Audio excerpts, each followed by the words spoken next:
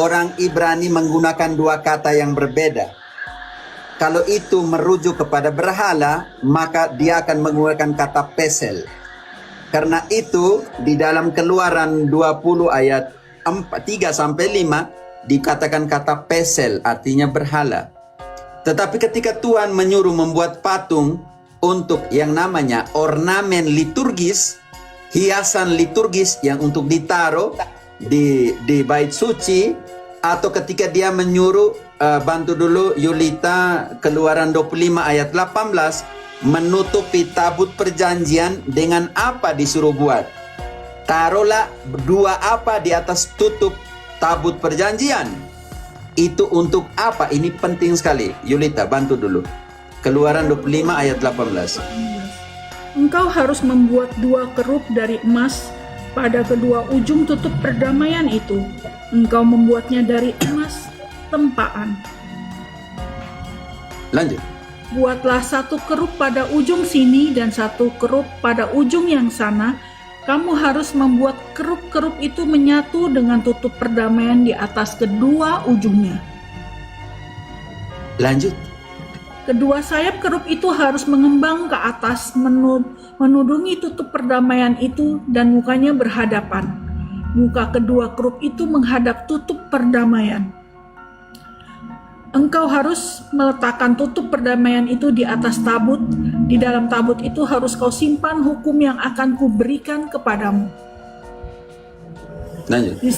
Di sanalah aku akan bertemu dengan engkau dari atas tutup pendalaman, di atas tutup pendamaian itu, dari antara kedua kerup di atas.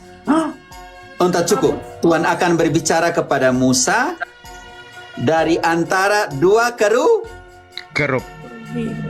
Dua patung kerubim, dua patung malaikat.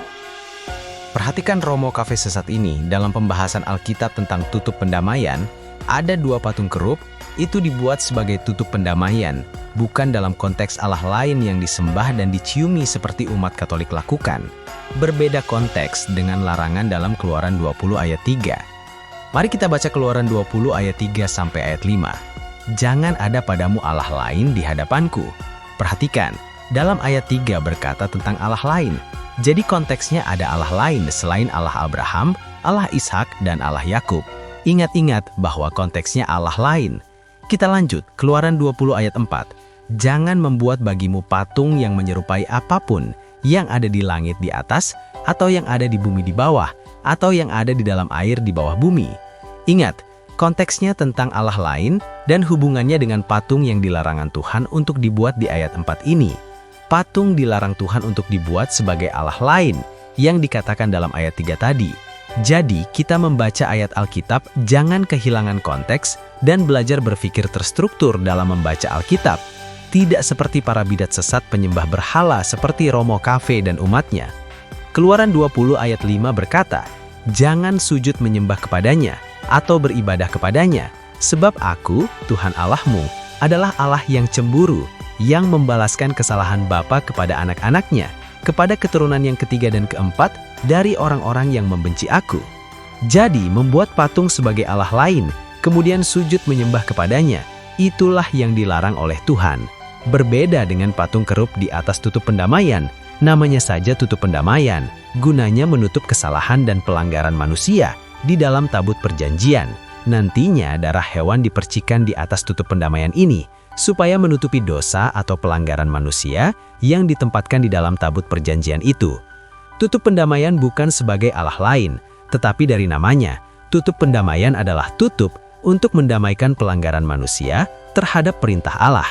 Jadi, Keluaran 20 ayat 19-22 tidak berbicara membuat patung untuk disembah, seperti Keluaran 20 ayat 3-5.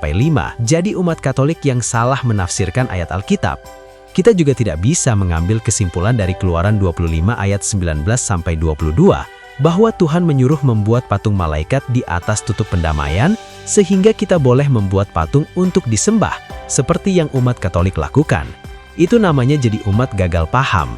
Petrus bilang kepada mereka yang sulit memahami tulisan Paulus sehingga mendatangkan kesesatan bagi mereka sendiri dalam 2 Petrus 3 ayat 16, sehingga orang-orang yang tidak memahaminya dan yang tidak teguh imannya memutarbalikannya menjadi kebinasaan mereka sendiri, sama seperti yang juga mereka buat dengan tulisan-tulisan yang lain.